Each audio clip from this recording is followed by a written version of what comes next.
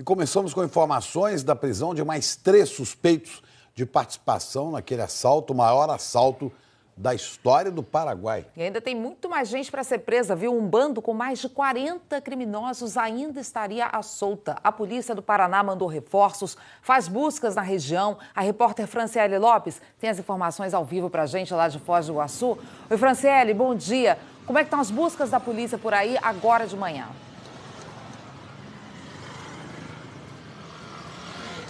Olá, bom dia, Ana. Bom dia, Chico. Olha, as buscas seguem aqui na Ponte da Amizade, também em várias cidades aqui da nossa região. Nesta madrugada, mais um suspeito foi preso, mais um suspeito de integrar essa quadrilha foi preso numa cidade bem próxima, São José do Itavó, distrito de Itaipulândia. Com ele, a polícia apreendeu um fuzil calibre 50 e um malote com maços de dinheiro. A polícia não informou o valor apreendido e nem a identidade do suspeito.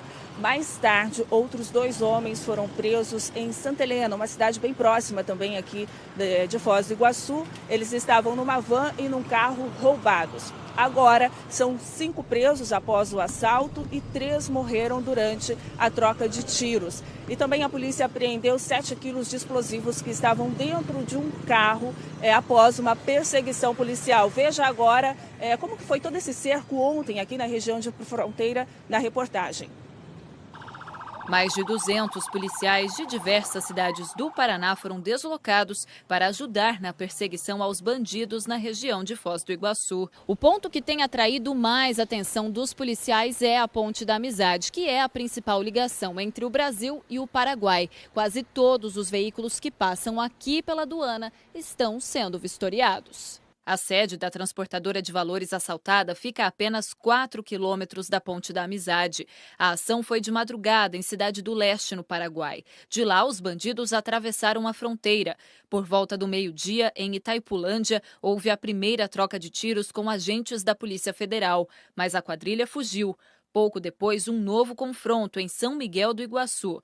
3 suspeitos foram mortos.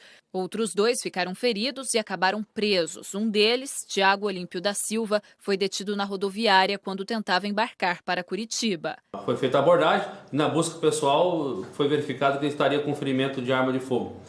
Os policiais reconheceram ele como, sem sombra de dúvida, sendo um dos autores do confronto que teria ocorrido um momento antes ali. A polícia acredita que o bando se dividiu e tenta seguir o rastro deixado pelos criminosos. Durante a fuga, eles chegaram a roubar uma viatura da PM e fizeram uma família refém para levar 2 carros. Este agricultor viu toda a ação. Eu estava dormindo de meio-dia ali, acordei com os tiros, eu nem sei como é que começou.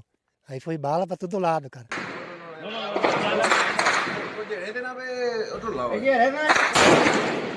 Testemunhas contaram que cerca de 50 criminosos participaram do assalto. Um policial que fazia a segurança da transportadora foi morto a tiros.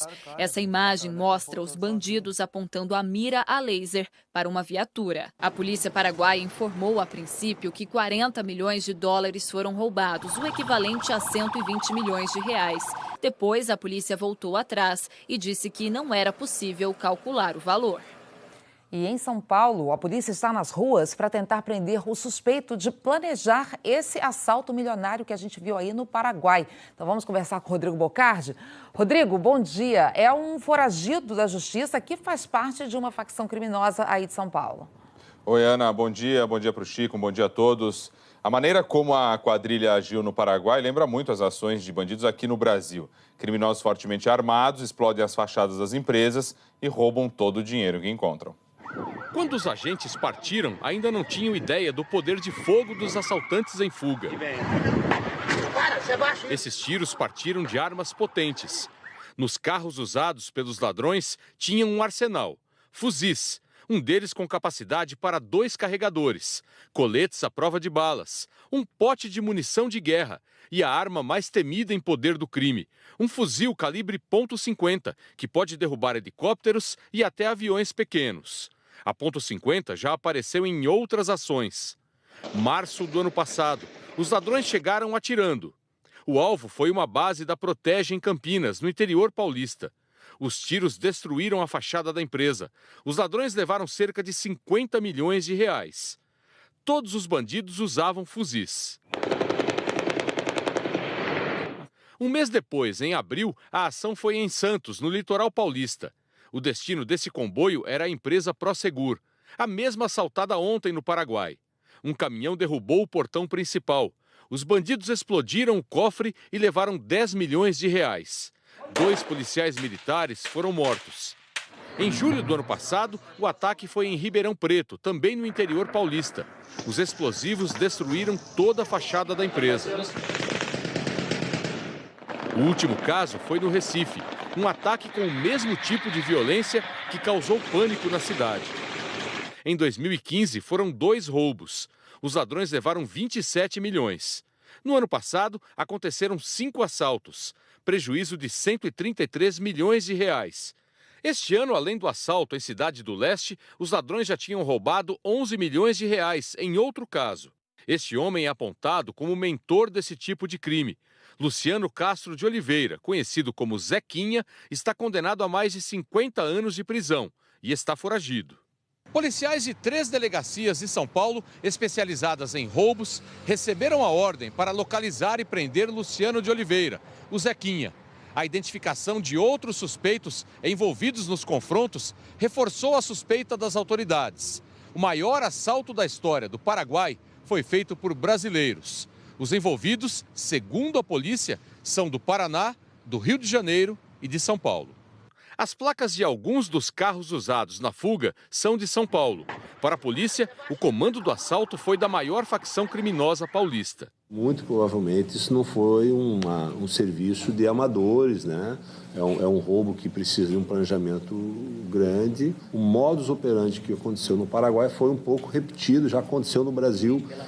Para o vice-presidente da Federação dos Policiais Federais, todos os grandes assaltos a transportadoras de valores foram feitos por uma mesma quadrilha, que tem como foco o tráfico de drogas.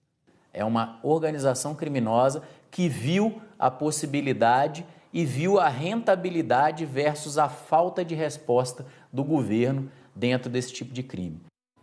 E aí, ainda segundo a Federação dos Policiais Federais, para piorar, né, como esses ataques são classificados como crimes estaduais, as polícias civis não se comunicam, né? E assim os bandidos vão migrando. E aí chegam ao Paraguai e por aí vai, sem falar de outros tantos problemas de não contenção ao crescimento desse tipo de ação aqui no estado de São Paulo, especificamente. Chico e Ana Paula. Para combater o crime organizado é preciso que as forças de segurança também estejam organizadas, que se articulem, né, Rodrigo? A Polícia Federal acaba de divulgar um balanço da operação para tentar prender a quadrilha que fez o maior assalto na história do Paraguai. E a repórter Franciele Lopes volta ao vivo de Foz do Iguaçu com as informações. Franciele. Olha, subiu para 8 o número de presos até agora. Além da Polícia Federal, também fazem parte dessa operação as polícias civil e militar aqui do Paraná, Guarda Municipal e a Polícia Rodoviária Federal. Até agora foram apreendidos, então, 6 fuzis, um deles calibre .50, 2 barcos, 7 veículos e 3 suspeitos foram mortos em troca de tiros. Ana, Chico. 8 presos, portanto, né, Franciele? Lembrando que mais de 40, segundo a polícia, participaram desse assalto.